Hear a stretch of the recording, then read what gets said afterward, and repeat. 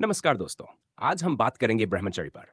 ब्रह्मचर्य कोई साधारण जीवन नहीं, बल्कि एक अलग ही दुनिया है, एक दूसरी जिंदगी। जब कोई व्यक्ति ब्रह्मचर्य को अपनाता है, तो वह केवल शारीरिक संयम नहीं, बल्कि मानसिक, भावनात्मक और आत्मिक शुद्धि की ओर कदम बढ़ाता है। ये एक ऐसा मार्ग है जो इंसान को उसकी असली शक्ति और उद्देश्य का एहसास कराता है। ब्रह्मचर्य का मतलब है अपने मन, वचन और कर्म पर नियंत्रण। ये वो जीवन है जहां इच्छाओं पर विजय पाकर आत्मा की ओर रुख किया जाता है, जहां भोग नहीं, योग की राह पकड़ी जाती है। इस जीवन में आनंद बाहर की चीजों में नहीं, बल्कि अंदर की शांति में मिलता है। ये जीवन सादा जरूर है, लेकिन इसकी ऊंचाई असाधारण है। ब्रह्मचर्य एक तपस्या है, एक अनुशासन है और एक महान संकल्प है। जो इसे अपनाता है, वो संसार की भीड़ में रहते हुए भी अलग होता है। वो ध्यान, साधना और सेवा के रास्ते पर चलता है। तो दोस्तों, अगर आप भी इस दूसरी जिंदगी को जानना चाहते हैं, तो ब्रह्मचर्य को केवल शब्द नहीं, अनुभव बनाइए। बिल्कुल, आइए ब्रह्मचर्य को और गहराई से समझते हैं। मन, ब्रह्मचर्य का अर्थ क्या है?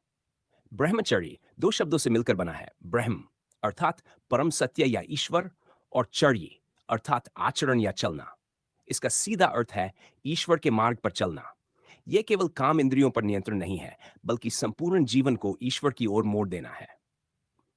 ब्रह्मचर्य केवल त्याग नहीं, एक महान लाभ है। बहुत से लोग सोचते हैं कि ब्रह्मचर्य जीवन का त्याग है, लेकिन सच्चाई यह है कि यह एक महान ऊर्जा का संचय है।